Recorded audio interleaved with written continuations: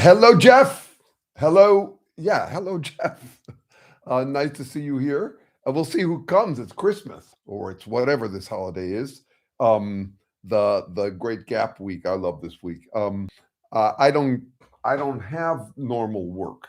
Hello, all of you. 8 people suddenly showed up. Yeah, I don't deserve holidays really because I have that kind of work, that lucky work where my work is my play and I do it 7 days a week. But the holidays come along and I like the excuse for having a holiday, even though I'm pretty much taking one all the time. Uh, uh, by Hey, Rob, good to see you here, man. Um, we got Jeff. Jeff started with something. He said something that flips around on itself. Uh, actually, I have to pick up on something. Jeff said that he's here early to fill the void. Congratulations, Jeff. You're no longer the candy ass apple polisher who shows up late and apologizes and worries about his grade. You're showing up now to fill the void, and I really appreciate your maturation on that point because I mean it's really important. I'm here to grow you. Um, but he brought up something. I love these statements that flip around on each other. They came up this morning in a conversation with my brother, text conversation with my brother. Um, my dad called them Escherisms, like MC Escher paintings. And the one I find most memorable from my dad was, "I haven't lived my life in vain for nothing." But let's take a look at what he says here. Let's see. He says, "The absence of expectation is void."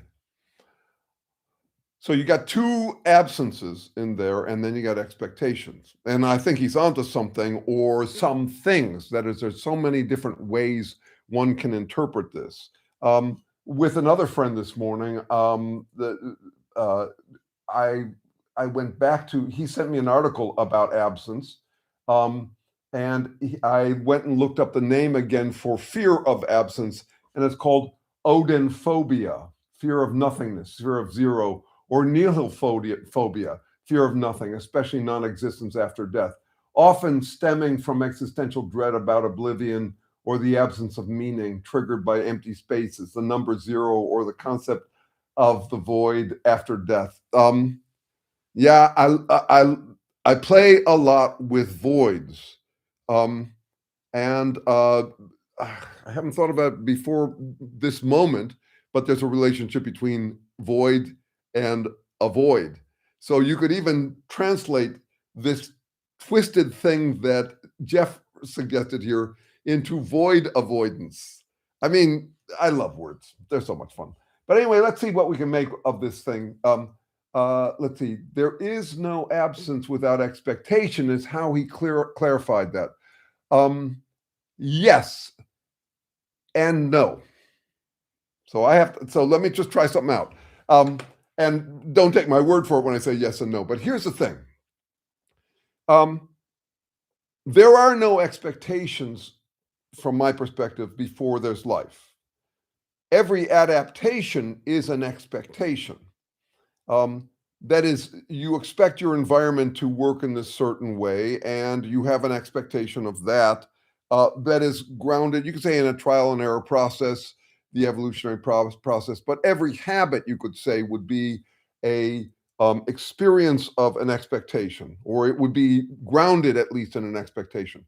And no, it isn't the experience of it, because I wouldn't say that a single cell organism experiences this expectation. I think that would require having hedonic tone, pleasure, pain, which I don't assume they have. That's a neuronal sentience, and it doesn't include the kind of expectation we humans have.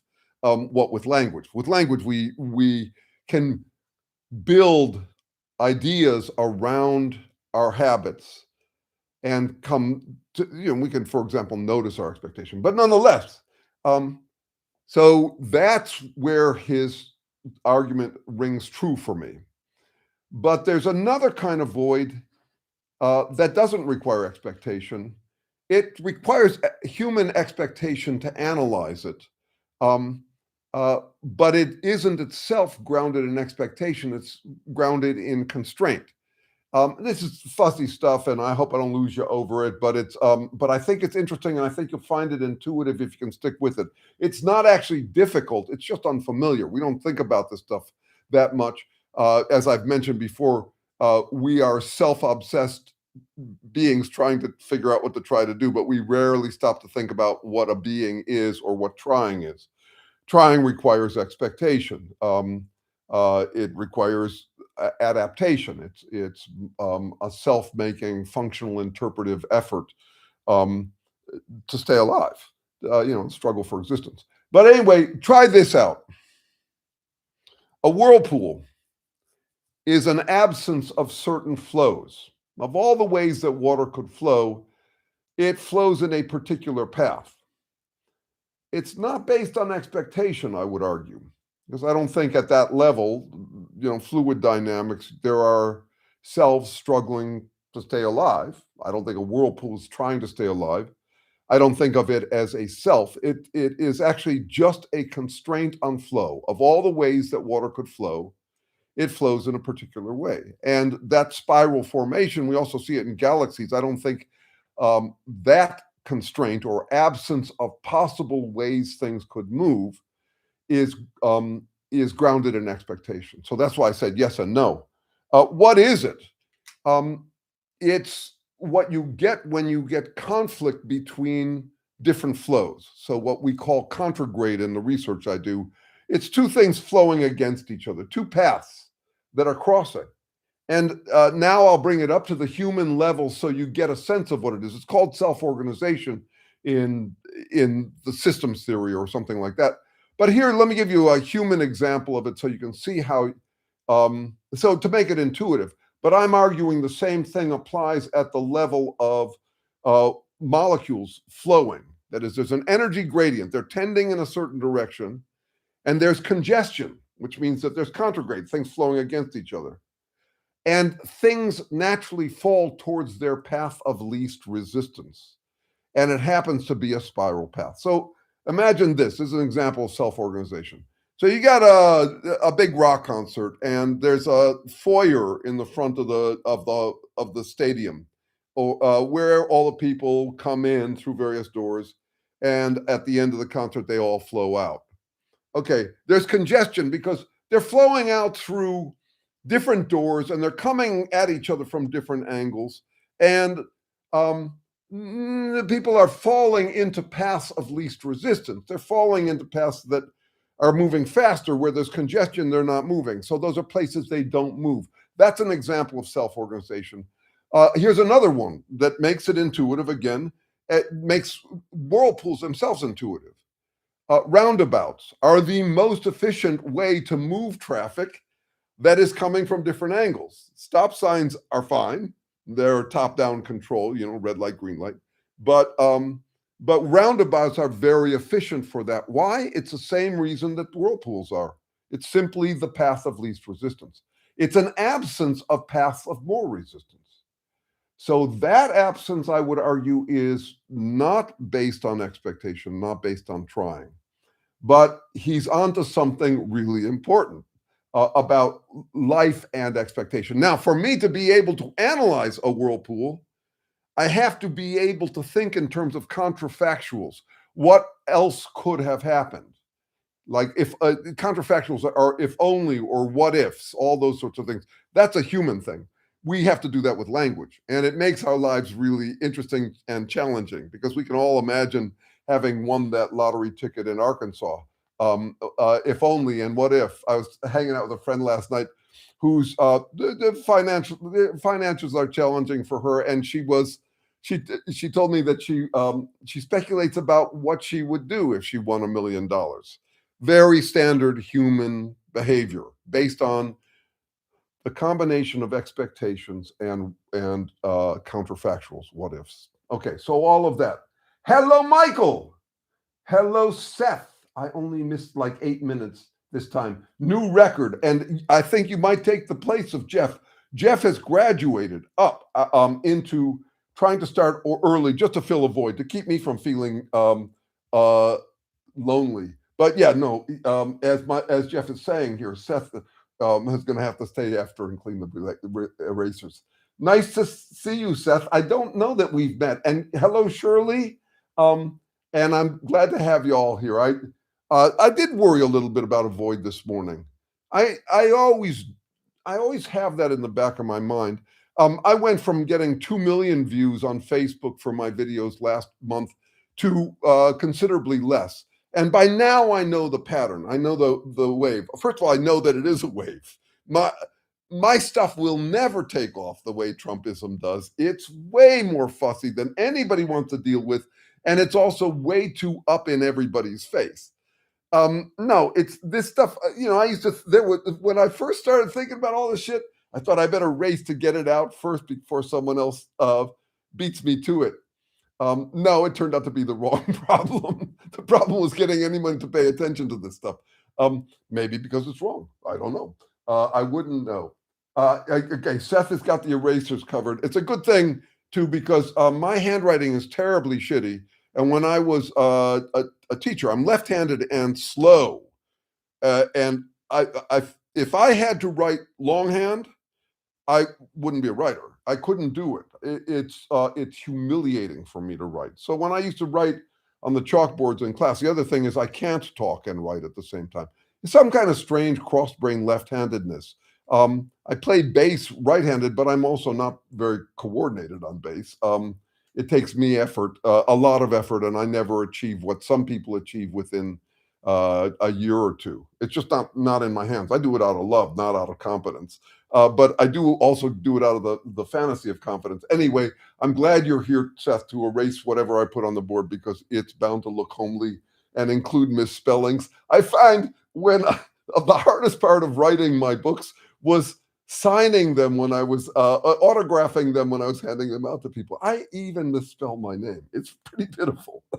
I mean, my signature if only I had a finer signature, then I could be president like Trump. Okay, let's see. All right, let's see what we've got here. So we'll probably come back to the void thing. It's an important topic, and I'll say this much more about it. Pay attention to voids. They are the solution to a problem that I pitched this morning in a short video, which is this question of what is trying and how to start. So this was a consolidation kind of video that really was an attempt to corner people with this question. So there seems to be things that try and things that don't try. For example, I assume that you try, but I don't assume that a rock tries. I do assume that a tree tries and that a single cell organism tries.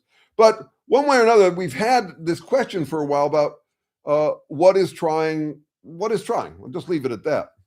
And this week, I came up with 6 different common versions of the answer to that question.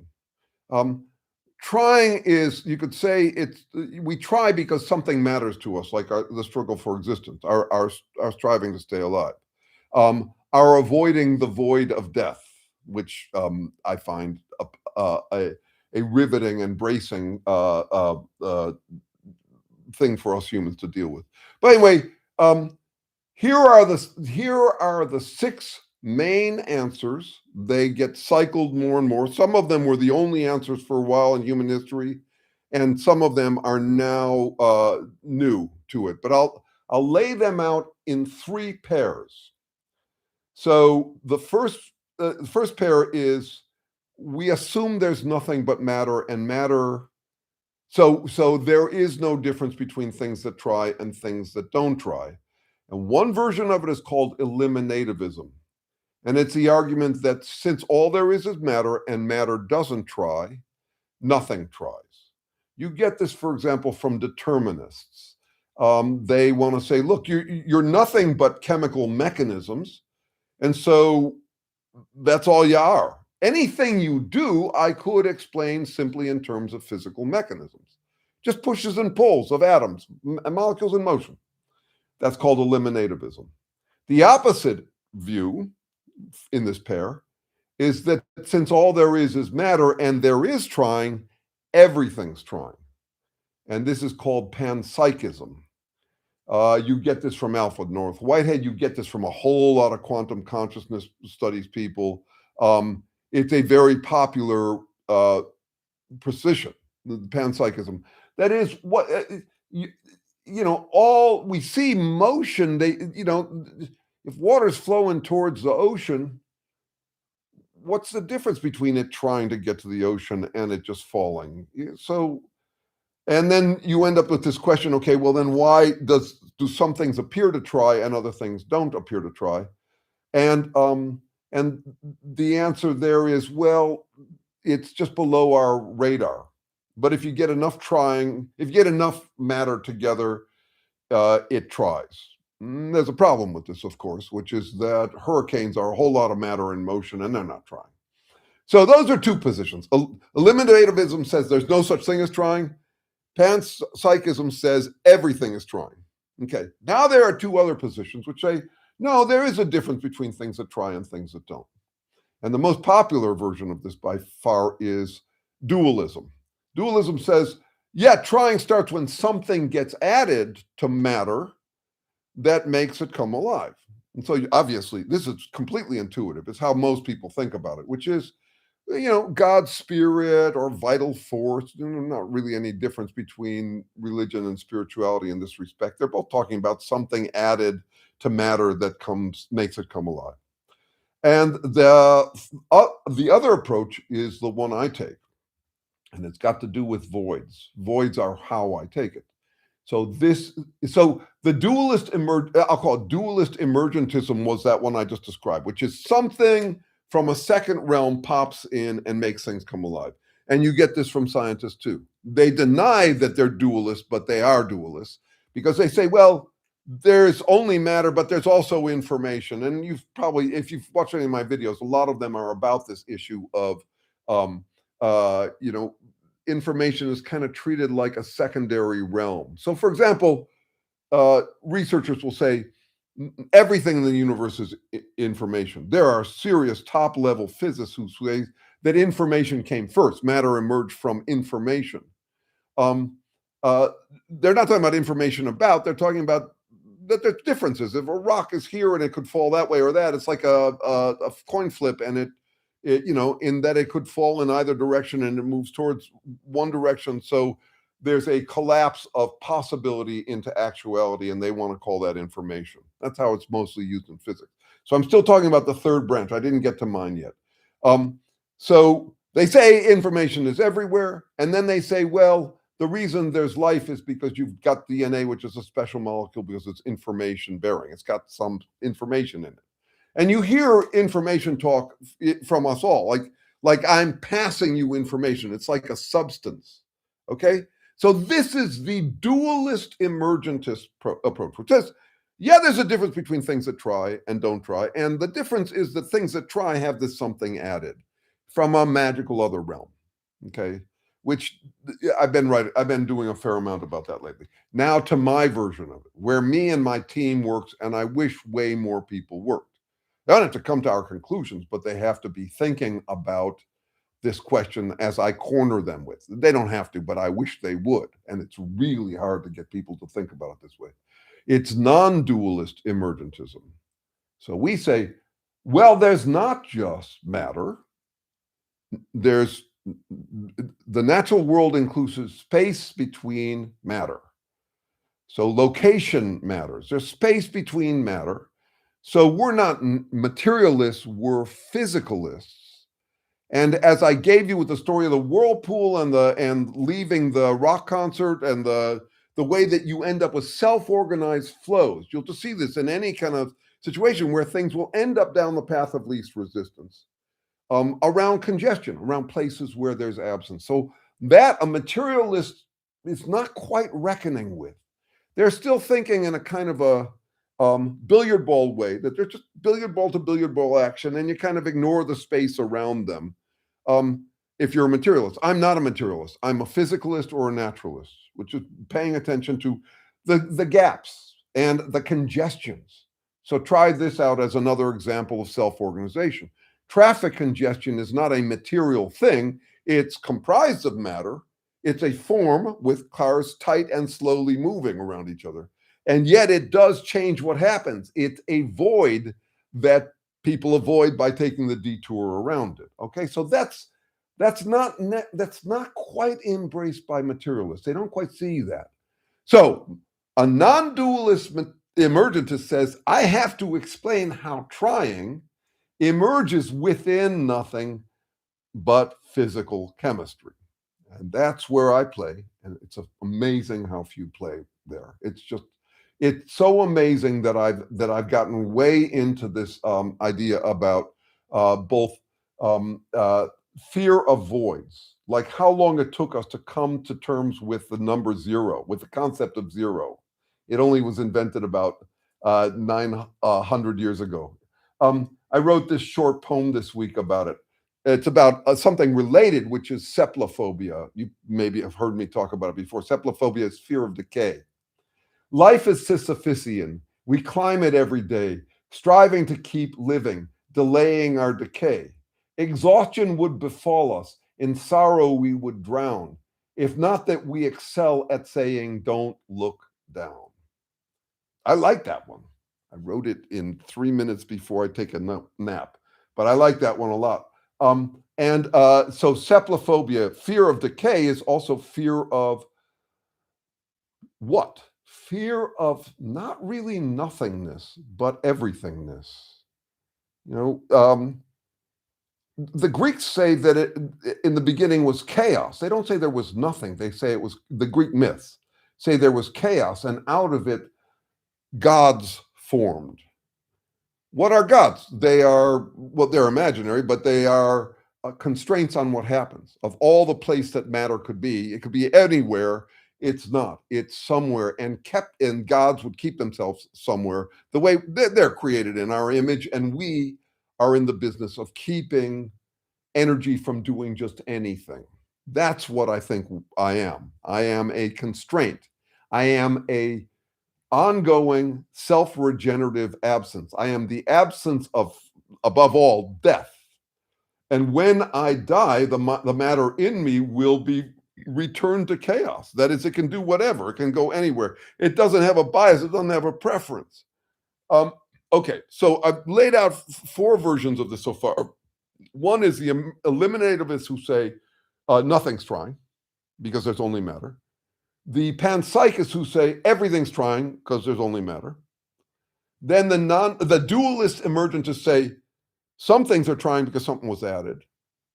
The non-dualist emergentists like me say that some things are trying because possibilities were subtracted. I am the subtraction of possibilities. I'm keeping my shit together. You're keeping your shit together. It's how we prevent things from happening. It's the voids that I live on. I live on the voiding of my own voiding. I'm trying to prevent my own death. I'm saying no to the non-existence of me. That's what I do consciously and unconsciously all day long. You do too. Okay. The last 2 versions of it are none of the above and all of the above. None of the above says it's beyond us to know. It's called Mysterianism. Mysterianism is, there's no knowing what we are. It's just beyond us. We're humans and we can't possibly understand. Let me come back.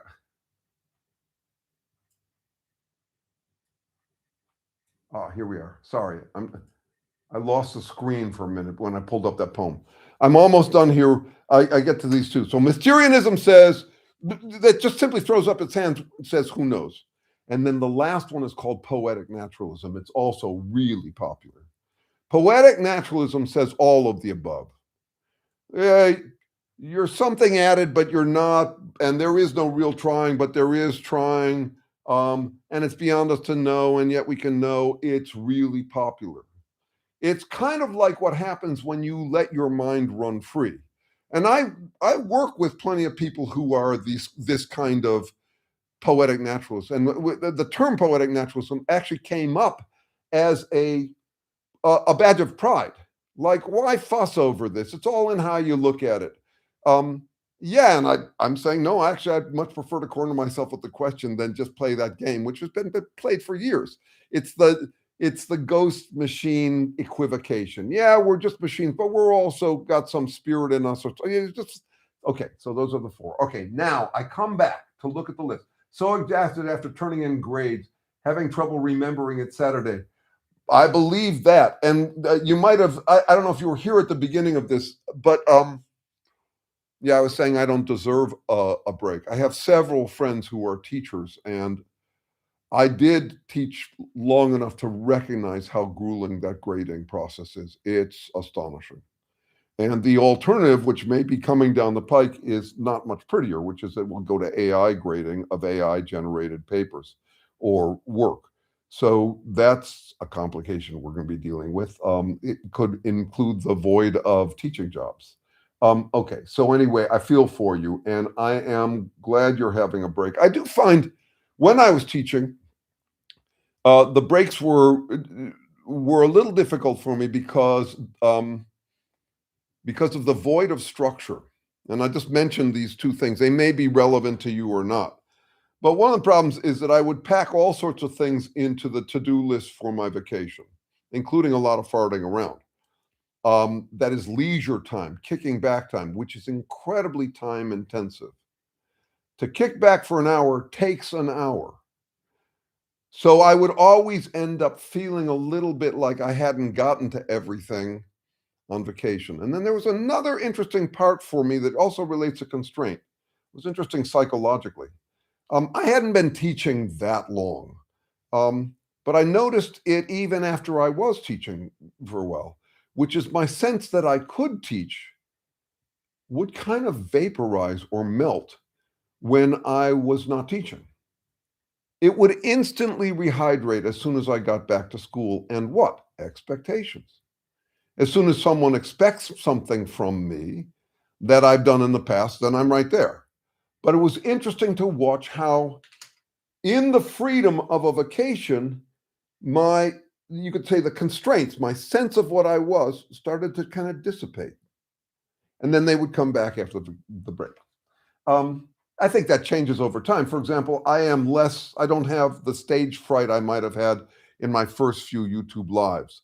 It's called self-efficacy. It's basically confidence that you can do something because you've done something similar in the past. And also, what would I lose if nobody came here? I would lose some. I would lose something. I like to be heard. I'm really grateful to be heard. But I have also discovered that when I'm not heard, when the void appears, I keep on doing the shit I do because that's what I do. I'm so addicted to it. Anyway, I feel for you. I hope you get some time that really does feel like Saturday and more. Okay, let's see. What do we got? Erasers. Okay, I was like 80 miles away. I'm winning the lottery too. Okay. Oh, Seth. Why the fuck weren't you just 80 miles? You could have driven. Jeez, I bet. Sorry.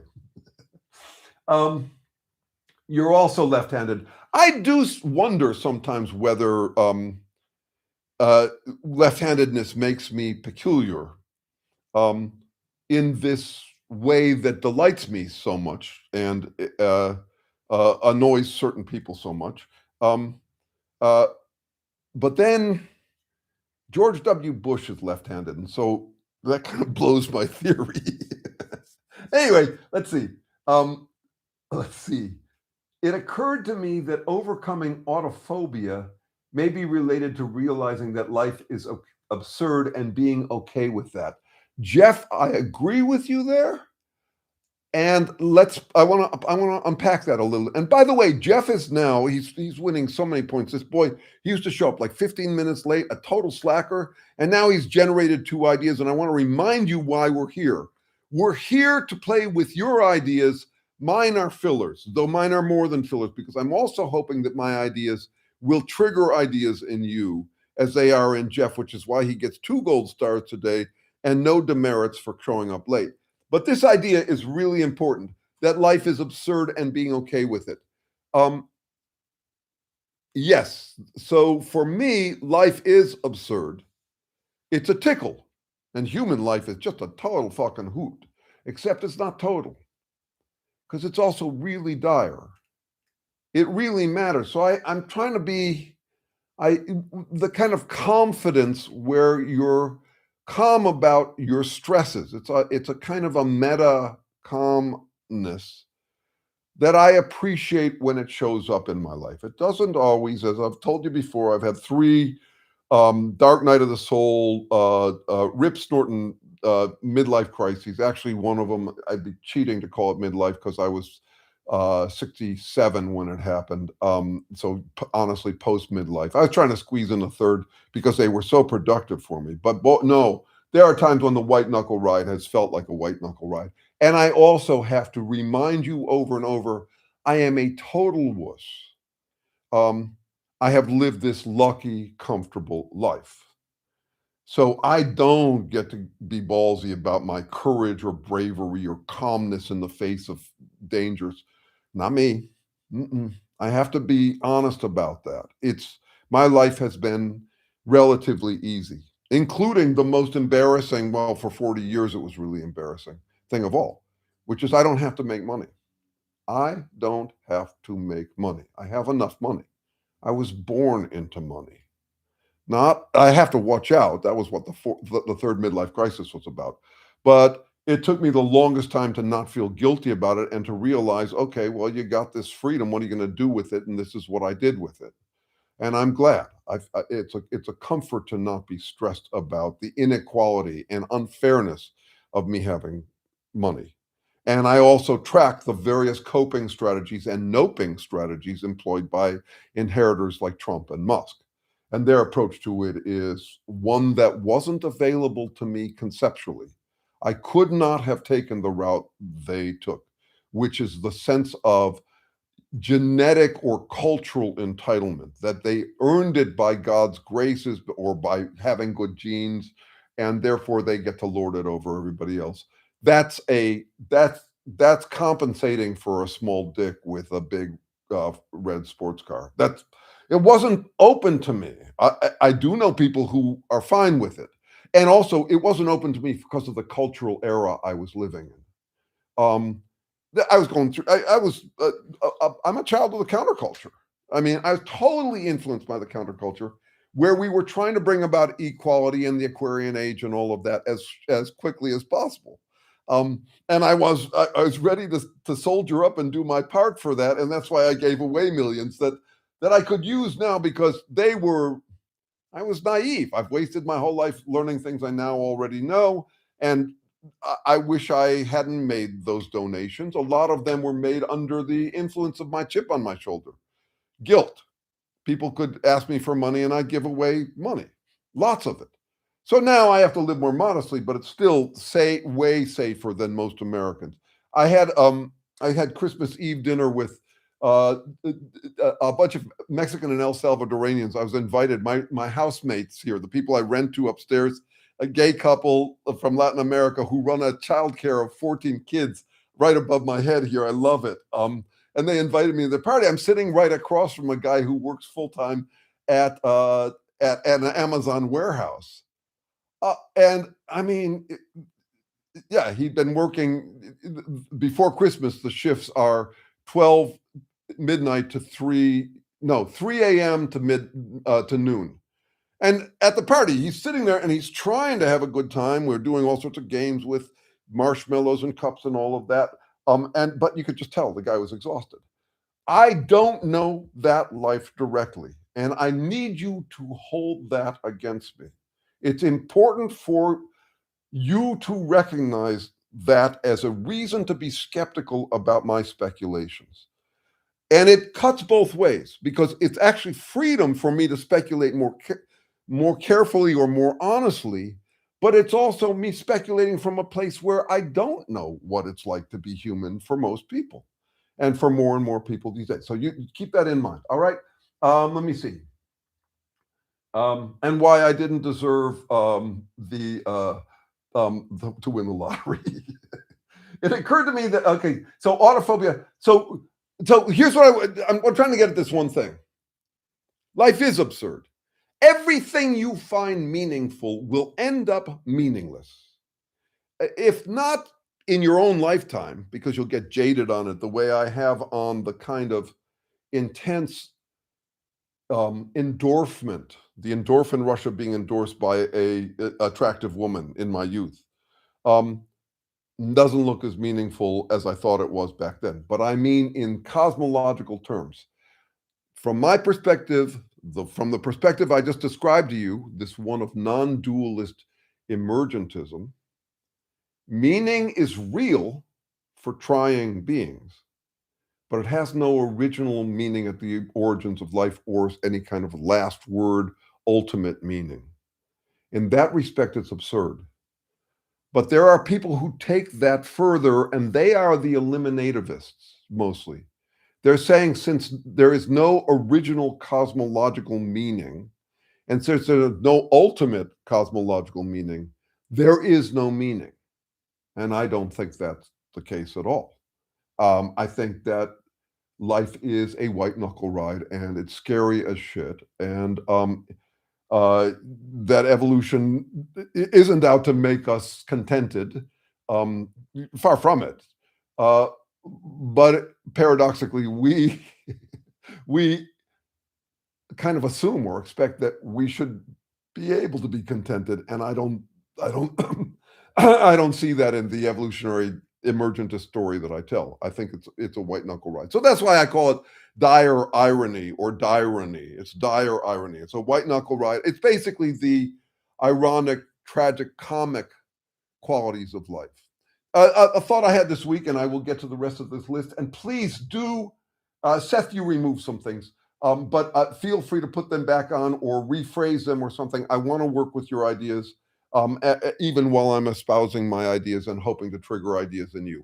So you've probably seen that I'm paying a lot of attention to confidence as an important, maybe fundamental currency for human existence.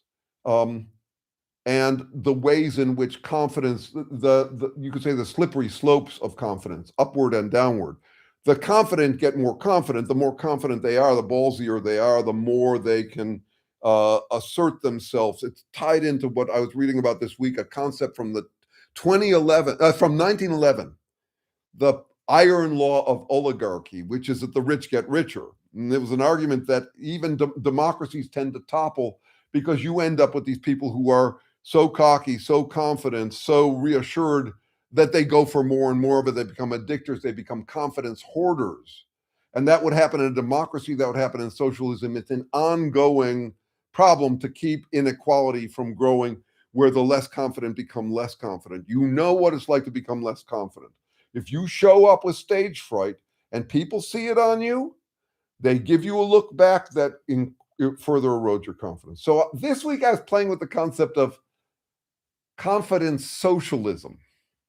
It's a new idea. I have no idea what I'll do with it, but it's the opposite of this confidence addicted, confidence hoarding that you get from Trump and Musk and those guys.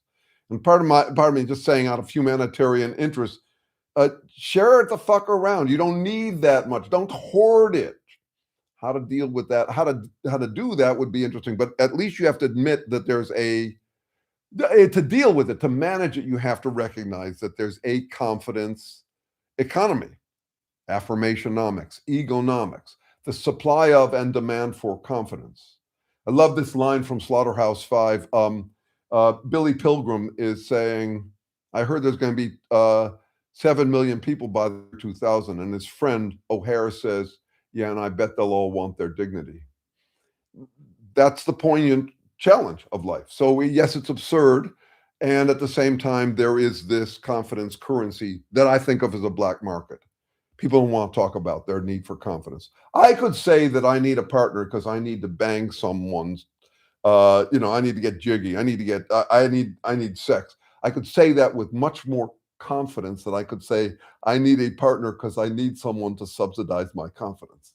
You understand how much of a black market that is? How we don't want to talk about it. We need to not feel needy. But I think humans by their nature need confidence boost because with consciousness we gain our confidence erodes so fast. And an example would be the way that my confidence as a teacher would erode when I was on vacation for a week. So and how we rely on others for our confidence. I mean, that's also why I'm glad that there are 17 people in the room right now. It makes me feel like I'm not completely alone. Okay, so let's see what we got here. Okay, let's see. I got you. Let's see. I have never been able to ignore the cracked space between all that is, but never claiming what it is. The void. Thank you. I love voids. Yes, and I love them too. I especially love the avoiding of death that I do by avoiding death. Um, the way I prevent my own non-existence. There's an interesting. I've always been fascinated by what are called contronyms. These are words that have opposite meanings. To dust is one. You can dust a donut, which means applying dust to donuts, but also you dust a room, which is removing dust. There are some fabulous ones. But one that is fascinating to me because it's such a muddle for philosophers is ends. Okay, so ends are goals. They're things we're trying to achieve. They also sound like endings, like they're terminal, like you achieve them and then you're there. And they're also terminal, meaning you don't get a goal. That is, my ends are to prevent my own ending. The philosopher Immanuel Kant gave us an early speculation about what's different about life. Then he doubted it. Wonderful that he did this. He said that life seems to be, or generative processes are ones in which the parts are means to each other's ends. Basically synergies, like you get in an economy. He says that's different from the kind of mechanical cause and effect. That's where he said trying probably starts. But then he said, I don't honestly know whether means and ends is just me, my third, my outsider interpretation that these chemicals are actually have means and ends. That's where he left his speculation. Well, from my perspective, what it means, my parts are all means to preventing each other from ending, means to each other's end prevention. So that's another play with voids. Okay, let's see. It follows that the first law of everything is the second law of thermodynamics. Yes, that's right. And what we're talking, so what is the second law of thermodynamics? It's saying that the prevention of endings or the absence of that preventions don't last, that they fade out.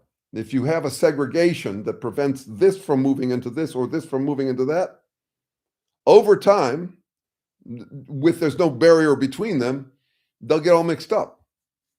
So there's no more constraints. There's no more form. So in the work I do with Terry, who, by the way, is moving away on March 1st, and after that, I'll be going to visit him a lot. He's moving to Medford, Oregon. It makes me sad, but also I don't want to be greedy. I've had a great run with him, and I'll take a walk with him this afternoon after this conversation. But let's see. I was going to go someplace with this. So we talk about form or shape. By the way, shape is something natural. It's not just matter. It's all matter has some form or other. So just take the example of a donut. Donut might its shape might change with humidity, with dryness, with staleness over time, but there is still form. And what is the form? It's the relative presence and absence of matter in space. Well, I can move the donut from here to here, but wherever I move it, the form with respect to itself is a product of presence and absence. Basically, likely and unlikely places to find matter. So at maximum entropy with the second law of thermodynamics, there's no correlation between where something is and where something isn't. try this out once again for an intuitive example. And what we're talking about is thinking deeply or really getting into our bones some really simple stuff.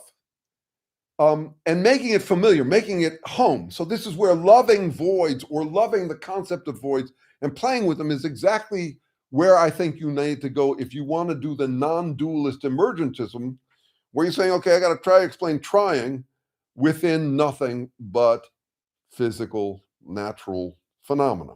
Okay, so I was just going to go someplace. Yeah, so this is about constraint, limits, likely and unlikely places to find matter in time and space. That's what you get from physicalism that you don't get from materialism. And God, there was something I was going to bring up from Terry. It'll come back to me maybe, or maybe I just turned senile to that extent. I'll come back to it. Pruning rules in systems. Okay, let's talk about that. Pruning rules in systems. Right, got it. So pruning is what we're talking about. I'm pruning off, to the extent I can, for as long as I can, I am pruning off possibilities that are deleterious to my trying. I'm trying to keep trying. That's what I'm trying to do. I try today so that I can try tomorrow. So I'm pruning off all sorts of things. And one way to think about this is, and this is also about the void and how to think about the void and about constraint. I've got my to-do list today, but it's really what I'm mostly doing is I'm deliberating. I am unfreeing myself. My to-do list is an easier way to focus. As a human being, I can write it out and write out my to-do list, but it's actually a product of my to-don't list. All the things I'm not doing, all the things I'm not, or I'm trying to not be. So it's deliberation. It's freeing. It's me working against the second law as I'm trying to keep my shit together. And how am I doing that? Here we get back to the Escherisms. How am I doing that? I'm eating. I had some cold pizza this morning, left over from last night.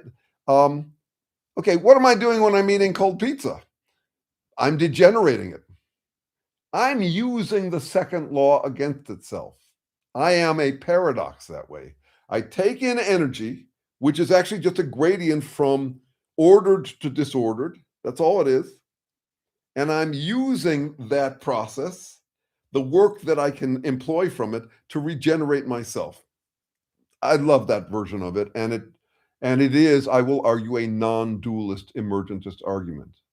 So if you're the kind of guy, I've always been like this, who likes to have an idea that other people don't have yet, but also wishes that they'd have it, it's a great one to play with. 90% of scientists and philosophers are not up to this yet. They haven't visited it. And I think cephalophobia, fear of voids, is part of it. I am amazed by how many people have spent their lives trying to solve these problems and can't get to it. And I pay a lot of attention why they can't get to it. I read an article by an esteemed cognitive scientist the other day, a guy named Froese. And as I read it, I thought, my God, you are so intelligent in ways that not only don't help you get an answer to your question, they prevent you from getting an answer to your question.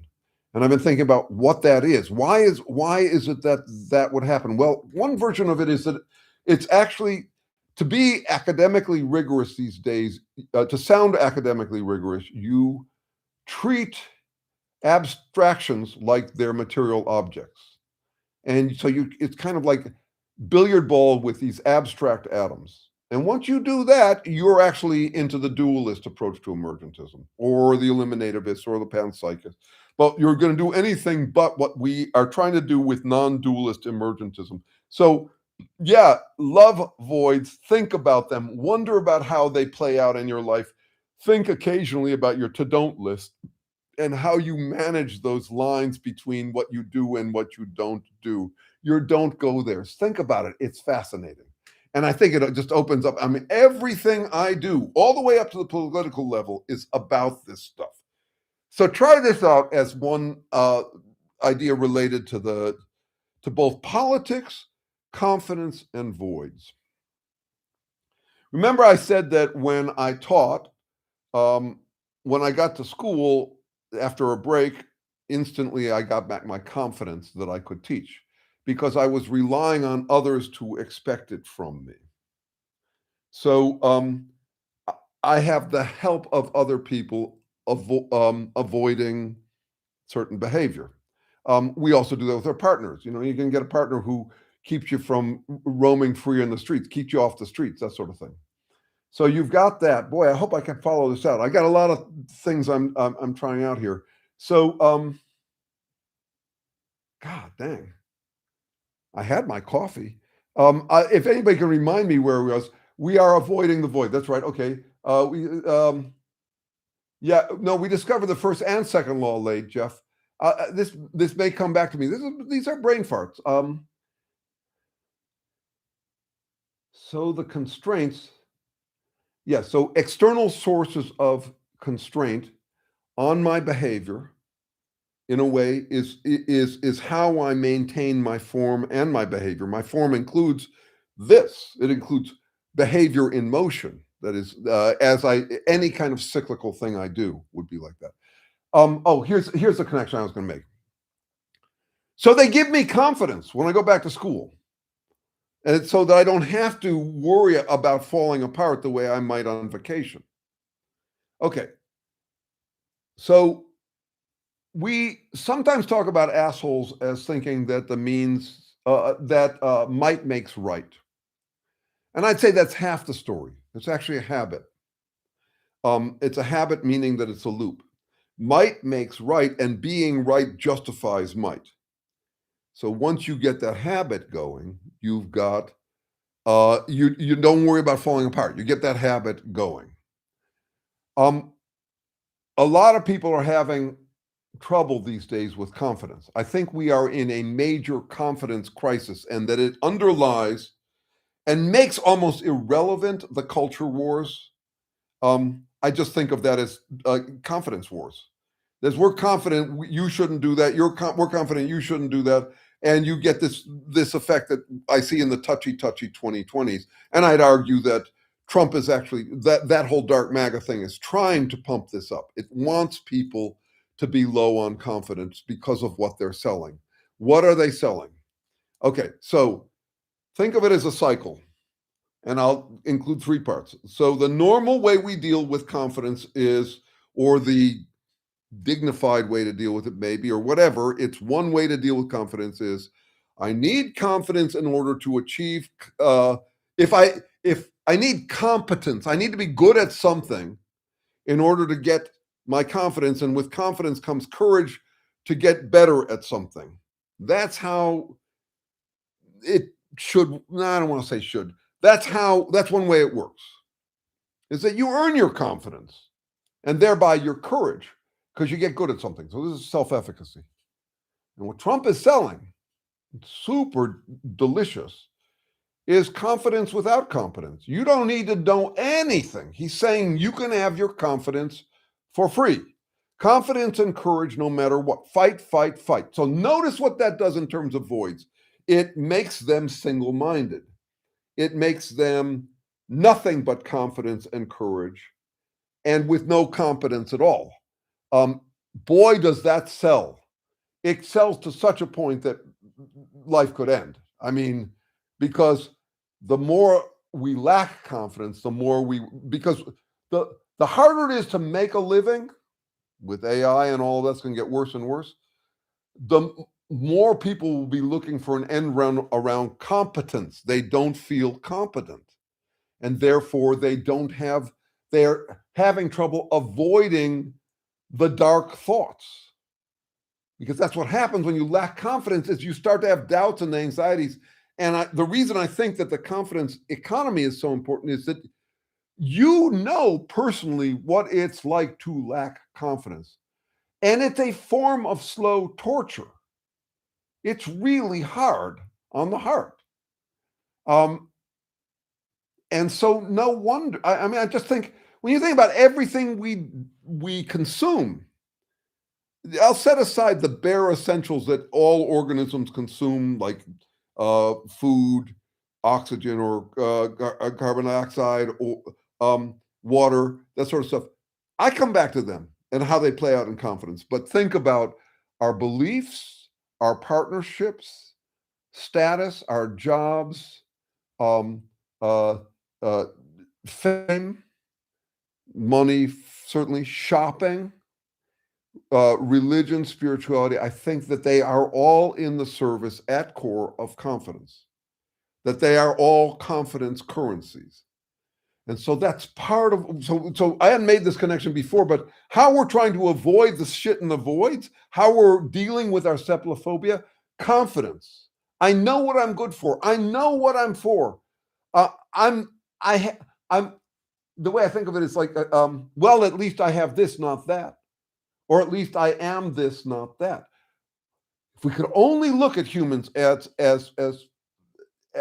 having this feature, this need for confidence, the affirmationomics, the egonomics, but not with a pejorative sense of ego. It's that everybody's got an ego they have to maintain. Everybody needs their dignity. So that's the connection I was trying to make. See, brain fart, but then I saved one. The other brain fart from earlier, I have no idea what happened to that. It's lost in the void. I'll try to avoid that. Etymology, at its root, confidence literally means with trust or complete trust. Thank you for that, F.J. Dolux. That is great. By the way, going to the etymology is a great move. So the trust economy is another interesting part of this. I'm really glad you brought that up. So it's a kind of self-efficacy would be a self-trusting. When I get back to school and remember that I could teach, that was a self-trusting that I could teach. Confidence would have that quality. It also relates to this question of trusting other people, or them trusting us. That is that I go to school and these people, for whatever reason, trust me to teach a class. That would give me back my confidence. Okay. So some of it is externally dependent. A lot of it is, but also there are ways we can create the loop within ourselves where it's what I call second yesing. That is, if you're starved for confidence and no one's giving you kudos, then you can always just give them to yourself through a kind of a self-talk, pep talk, self-flattery.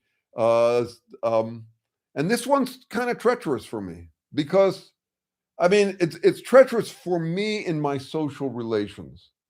I err on the side of saying, basically, one way to think about it is that no one owes me trust, and I don't actually owe them trust. Not even my partner. I don't owe them trust. I have had partners who assume, how can you not trust me? I am your partner. I think that we all have inner weasels. I think we're all slippery. And we'll grab confidence by cutting corners. We'll do all sorts. It doesn't mean I don't trust anybody. It means, or that I don't try to earn anybody's trust. No, I basically, the way I think of it is that if I want someone's trust, I have to earn it by their standards. I don't get to simply say, you owe me trust. And it's interesting to me, the variety of people who take umbrage if you doubt something they say. It's like, how dare you not trust me? Don't you recognize that I'm an exception to humankind? How dare you imply that I might do something that humans do? So that's an interesting challenge for me because I end up saying things, I'm mouthy, and that I have to make clear that they're just my opinions and that I know they're just my opinions. But I end up saying mouthy things, and it backs people off. This is also related to voids. So we talk about coping strategies, but the ones that I think are most important are the noping strategies. Don't go theirs. Talk to the hand. Get over it. Deal with it. All of those accumulated ways in which we say, I'm not going there, TMI, those kinds of things, noping strategies are really important to maintaining ourselves. It's the same kind of thing as my noping strategy that is an unconscious habit, neuronal habit, which is if I touch the stove and it's hot, I don't go there. So the don't go there's and go there's are there. Terry would describe it. He's a full professor of neuroscience as those are fundamental in neurology. The don't go there's and go there's. Basically hedonic tone, pleasure and pain. Okay, let's see. Have you ever taught at Berkeley or USF or any other universities in your area? If so, why did you stop? I'm glad you asked that. No, I never taught at Berkeley. I've guest lectured there. I taught at USF. Um, and, uh, and I was let go. I was fired, um, from there. And it was an important firing for me because it was so, I taught at another school that was, kind of perfect for me because it was very informal. So my credentials as a teacher or even my PhD, they're not high status. I got my PhD with Terry, but I got it from a school called Union University, and it was accredited, but no, it's not high status. And so when I sit with when I sat with the Nobel Prize winner in the guy who invented the laser, he would ask me where I went, where I got my PhD, or where I taught. I taught at Expression College for the Digital Arts for about 8 years, and that one I quit. Um, it was time, and they were moving my classes. I taught all the social and life, all the social sciences to a bunch of artists who ended up being animators and all that. It was great fun because I had almost full saturation. Everybody had to take my class in a school of maybe, I forget how many, maybe 600 students. So that's not something you get in a university. And though it was low status, I loved it because I got to teach the way I do now. And my kids would come to class stoned, and they assumed I did too. I would never do that. I would never come to class stoned. But there was something about the classes that felt like there's a little bit of what I cultivate here, which is like we're just a bunch of midnight people hanging out and partying and speculating about the whole ball of wax and us in it. That's what it was like. But USF was interesting. Um, I was adjunct. You see, I got my PhD late. I was about 40 when I got it. And so the chances of me getting a job in the market, I have a bunch of young friends who are postdocs now. They got their PhD and they're in the purgatory hoping for a job. The market is a nightmare now. And it wasn't as much of a nightmare when I got this at 40. That's like 30 years ago. No, but I also could tell that I didn't want that kind of work either. I didn't want to be spending my time grading, and I didn't have to. But I loved teaching adjunct at USF, and I taught rhetoric. I taught science writing, which involved a lot of grading. And I can't remember what else I taught, but I got to teach, I think, 3 courses and had a great time. And then but the grade obsession was intense. And this one student I gave a B+ to, and he wanted an A-, and brought it all the way to the directors of the school. And I was a bad pick for adjunct because an adjunct is just a dime a dozen drone working there. They could fire us and all that. And I was already too full of myself and my ideas. Partly because I was working with Terry and I thought the ideas were important, but also because I will have a tendency to be more indulgent and less supplicant than others. Why? Because I'm a fucking inheritor. So anyway, I was a little mouthy. And I said, this is a kid who attended 2/3 of the class. And I said, well, he missed 1/3 of the class. And he didn't have all those papers. So I gave him a B-. And he brought it to them. This is related to what I was talking about last time, Peter Turchin's idea about elite overproduction. The competition is so thick for jobs at this point that everybody's straining, all these college kids are straining to get high grades. The school ruled me wrong. And then I did a local public radio op-ed about the arrogance of prayer. And USF is a Jesuit school.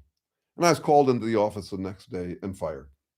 And then the person who fired me, the dean of the rhetoric department, there was a class action suit against her. It was odd. But here's what I thought was fascinating about it. It was the first time.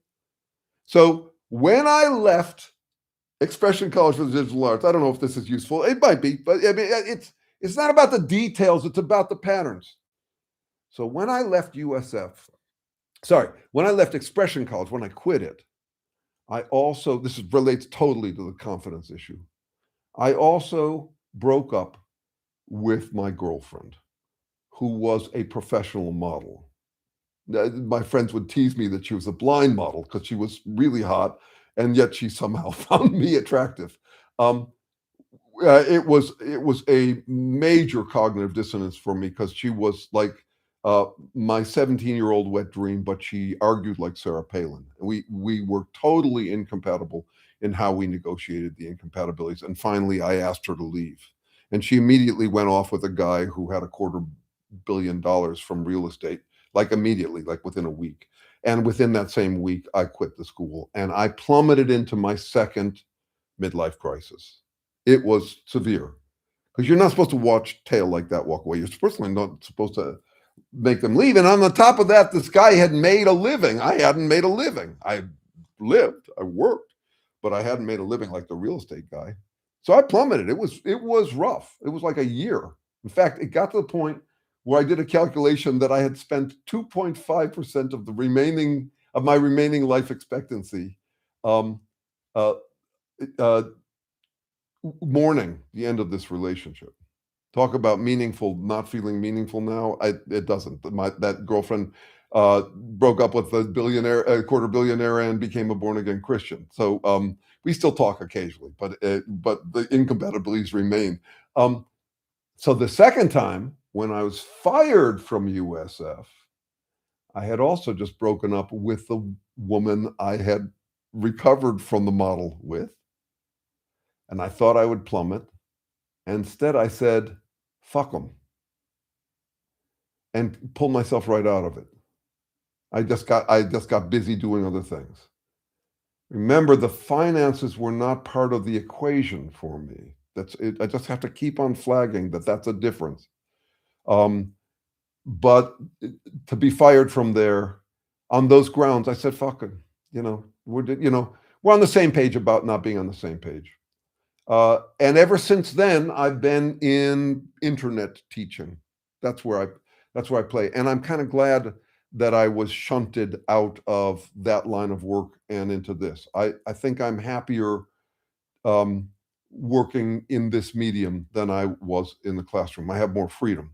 I also wrote 1,000 articles for YouTube, for Psychology Today, and moved from that medium more to video. I might move back to it. I've been back in touch with my editor there. But anyway, okay, sorry about all that. I hope that was useful. It's got to do with confidence.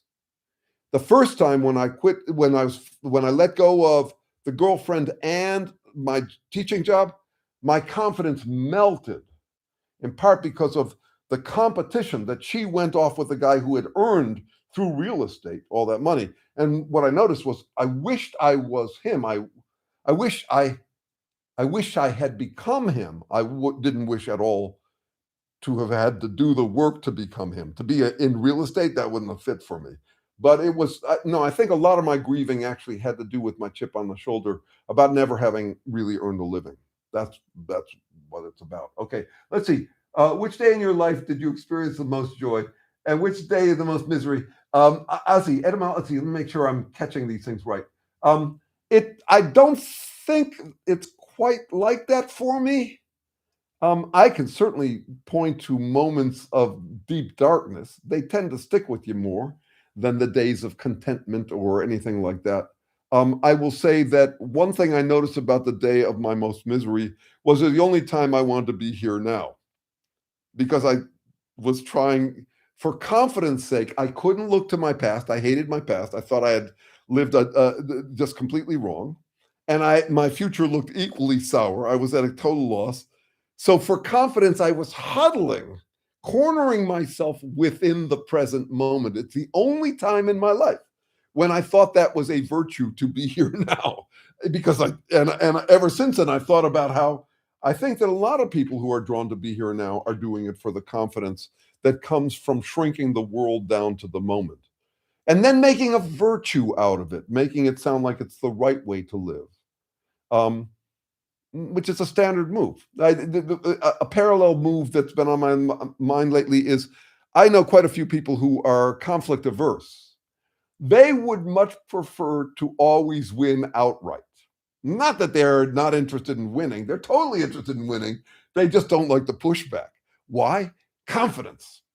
Keep on coming back to it. Think about that confidence. Trust in yourself and the way that that mojo built on itself. and the way that one can detach it from reality and become a legend in your own mind the way that the MAGA people do. It's all fascinating to me, and I'm mostly just trying to understand it. My shoulds will follow from it. They show up in my videos, but they're separate from my trying to figure out what the actual fuck is up with us. What what drives us? What makes some people tick like time bombs? All that sort of stuff, just fascinating. Confidence. Keep looking at that one, even though it's hard to look at it. And accumulation of generalization. Azrael, yes, I will say this about generalization. First of all, I do hear from people who say, in general, don't generalize. I actually wrote a spoof of that just last night. The people say, you're just labeling, or I got it from someone this week. That's why it inspired me. Wow, you're sure making a lot of assumptions about me. Yeah. And you are me, and are you suggesting that we should come at each other with no minds like schizophrenics? What's your point? What is your generic point? It's a generalization. In general, I don't generalize, that kind of thing. In general, don't generalize. One of these standard loops that fascinates me, the paradoxes we live by. Okay, so I am trying to develop concrete generalizations. I am working on concrete, physically grounded abstractions. All that stuff about the second law, all that stuff about trying, all that stuff about confidence. It's all grounded in physical chemistry. This has been really important to me because I've been paying attention, like I said, to the ways in which in academics you make your living by sounding really rigorous, where you're treating abstractions like immaterial billiard balls. And you're saying, this causes that, and it's way at the high level, and there's no grounding in the physical. So no, I'm definitely a generalizer. I am trying to solve for pattern. So yes, and it is an accumulation. And as with all accumulations, the whole thing could topple because I could have some false assumption at the bottom. But anyway, that's what I do. Okay, I heard the CEO of Lego say in an interview, most companies don't die from starvation. They die from indigestion because there's so much opportunity.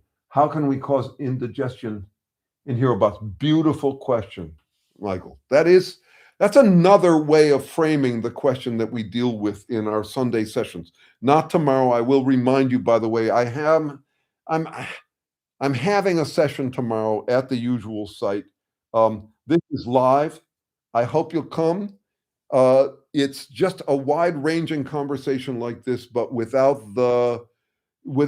you actually on screen if you want to be, and talking if you want to be, and much more give and take.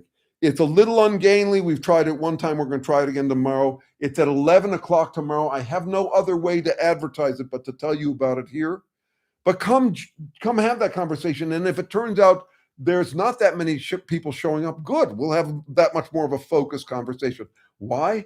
Because when you get more people, you get more tangents. You enter into more of the second law kind of, okay, but what about this? But what about that? The kind of tangents that make it a little problematic. Yeah, if 2 people show up, if 3 people show up, we can have a sweet conversation. Last time 3 people showed up. 11 o'clock tomorrow. Grab it now. There's no place else. 11 a.m. Pacific time. That's right. I'll just, yeah. That's right. Okay. In space time. That's right. In not meat space, but virtual meat space. Okay. Let's see. Question their vice signaling rather than virtual signaling. Okay. And I actually want to play with that for a second. They're doing both. The whole framing where when they go low, you go high. No, they go low and high. They're doing both. I did several videos this week about that, I think. The way they moralize against anything you do as if they care about morality, and then they laugh at you when you, for caring about morality.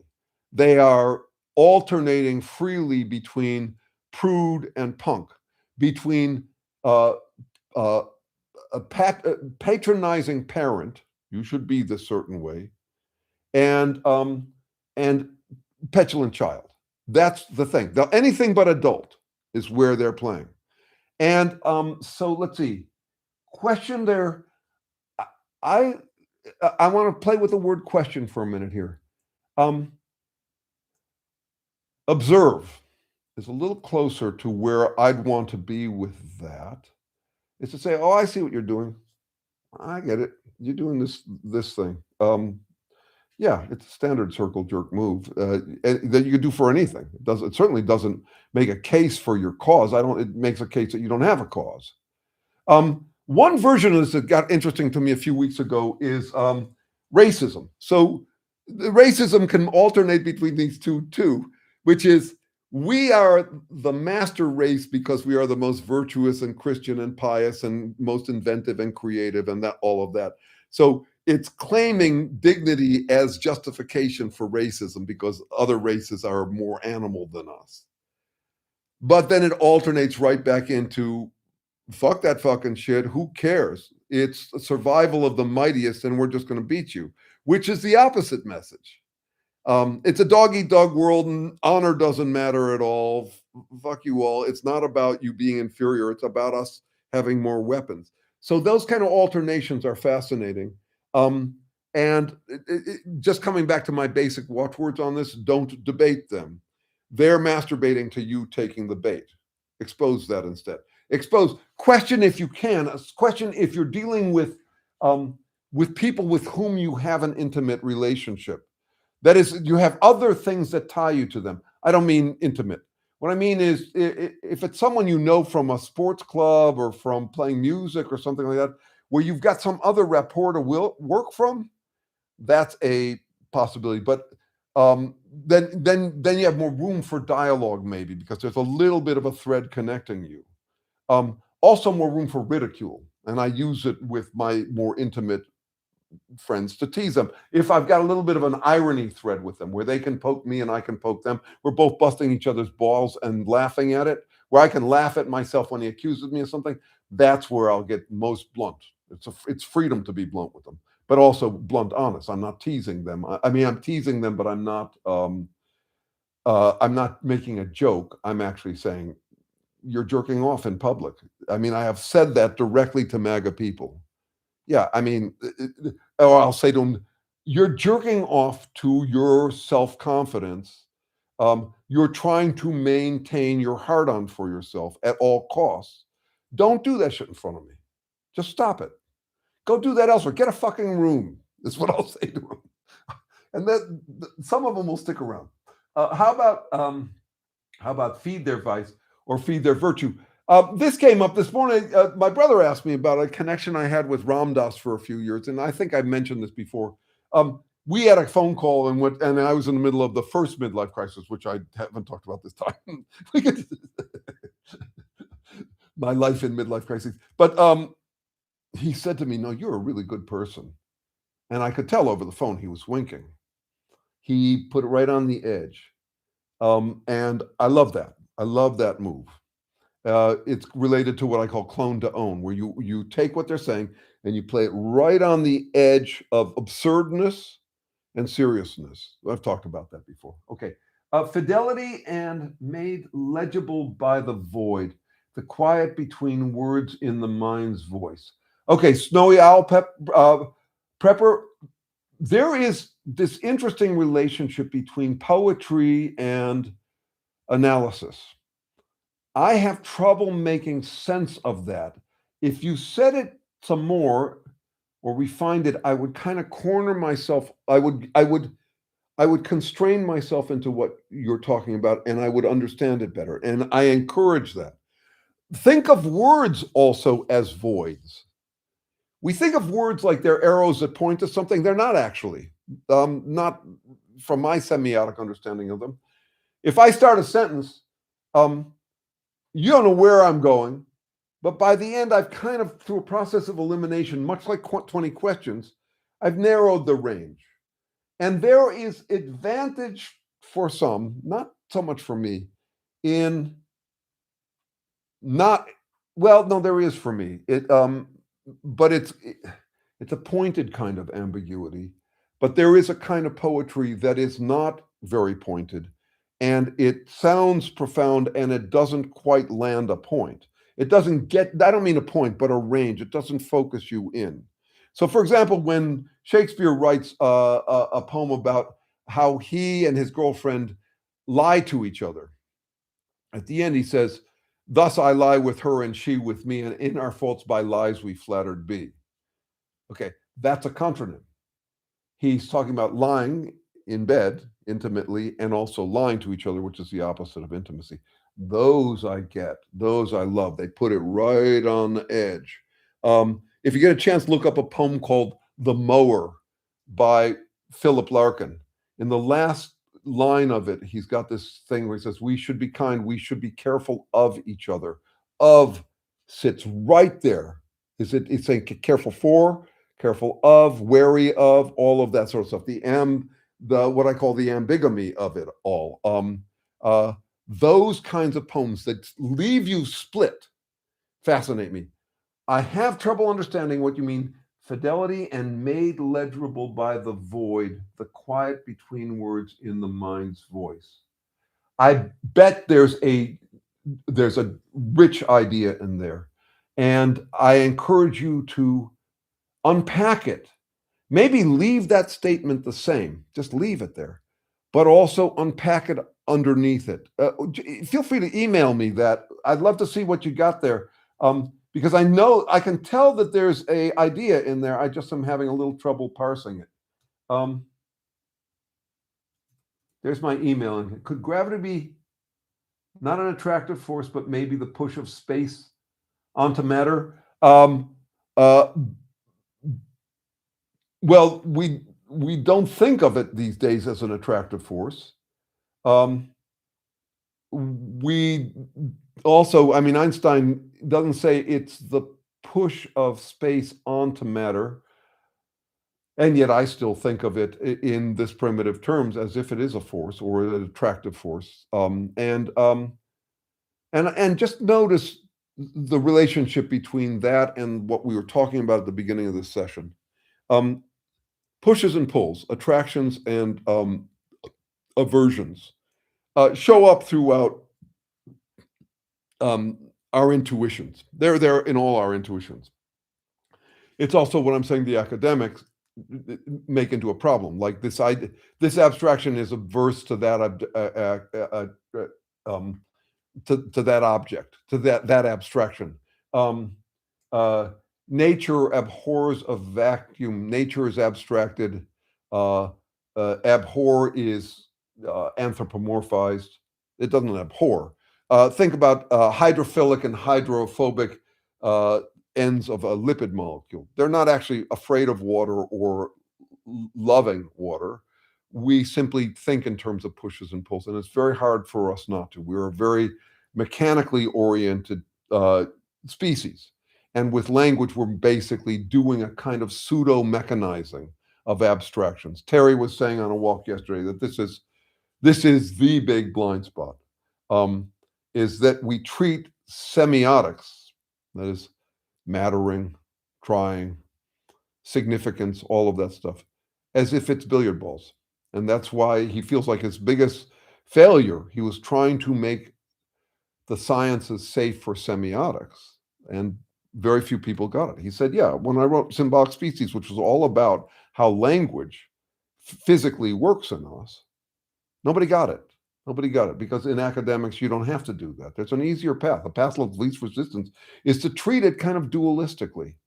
Like you got information and it passes from here to there. It's a material substance.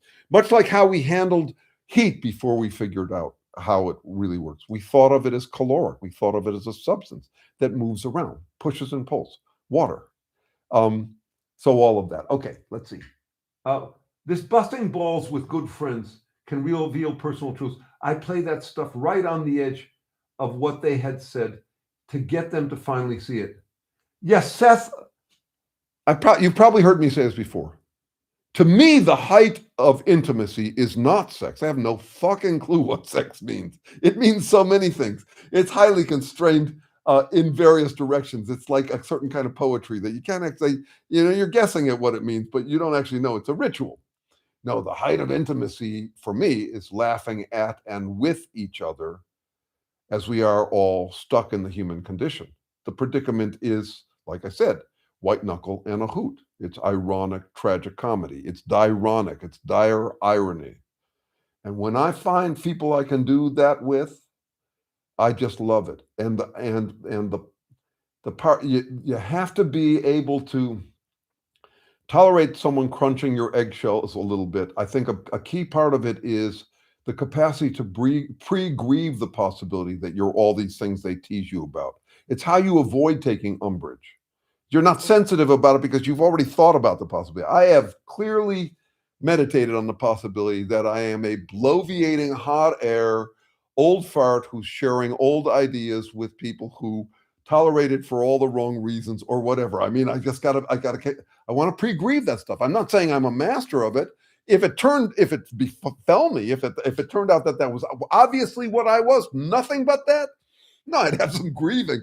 But at least I've dipped my toes into that hot water, and it makes it so there's a loving gesture. I have a few friends who are just masters of it, and we don't even have to be compatible, but we can tease each other. We aim to tease. We laugh at and with each other, and we invite the other person to do the same with us. So I do think that is really where my idea of intimacy runs, and it's also why I play the edges as much as I can. And also part of it is I have to play the edges.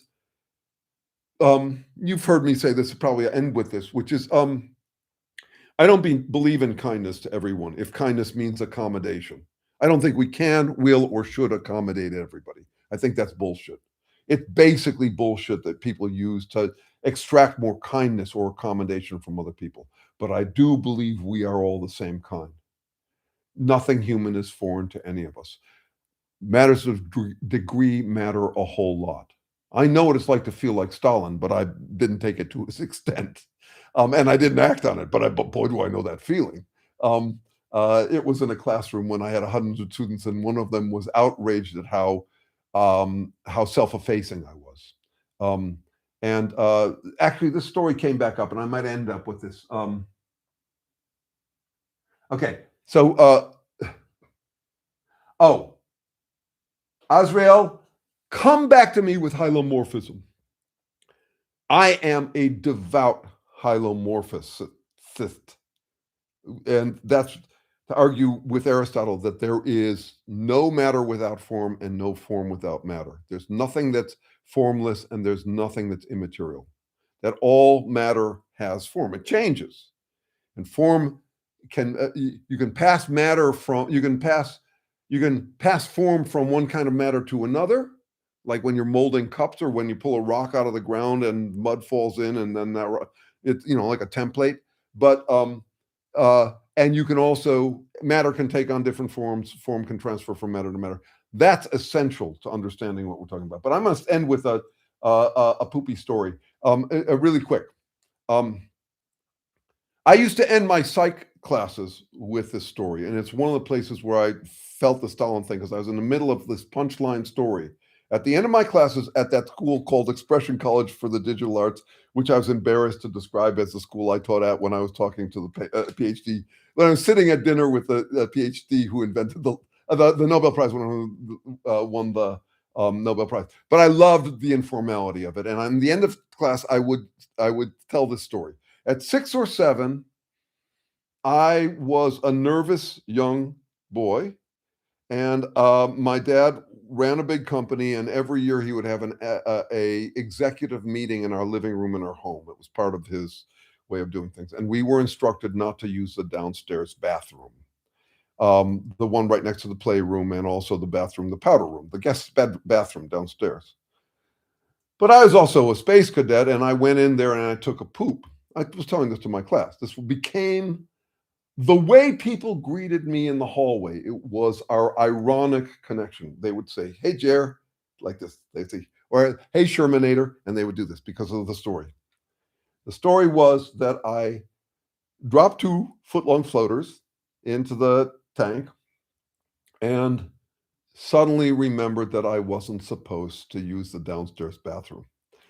So I pick up the 2 turds out of the toilet. I'm 6 or 7, I hope, no older, but maybe. and I carry them up the dripping stairs, carrying them dripping up the stairs, carpeted stairs, to deposit them in the upstairs bathroom, just as my mother is coming down the stairs. And she sees me and she helps me. She assists me in my send-off of the 2-foot-long floaters into the toilet upstairs. And she taught me, the way I tell the story anyway, is that she taught me the difference between the letter of the law and the spirit of the law. On the one hand, on the other hand. And I would end all my classes with this story. And that became the signature way. And I had the student from Russia, and I have noticed Eastern Europeans and Russians have a whole lot of trouble with scatological humor. I've got this one friend who's a phenomenal PhD physicist from Hungary, and he just couldn't stand that I called my book "What's Up with Assholes." It just felt, how could you do that? So anyway, that was when the student would act out. He stopped me in the middle of the story and said, "Shame on you for doing that." And no. So anyway, on the one hand, on the other hand. Okay. No, that's right. You could have just flushed. Thank you, Azrael, for the tip. I'll keep it in mind next time. That's the story. That's how it was so fascinating that, I mean, give me a break. I was 6 or 5 or maybe 4, I hope, or perhaps even 3. All right, you guys, I hope to see at least any of you who want to come see me, come visit. Let's hang out tomorrow. 11 o'clock my time, which is California time. Here's the address again. You're not going to remember. Once I get people showing up, then I can have a list and say we're going to meet this day and all that sort of stuff. But yeah, come, let's hang out and bring ideas to play with. And we'll have to be careful to not splinter off into too many different ideas. But I think we'll be able to do it. Thank you all. What a pleasure to be with you. Thank you.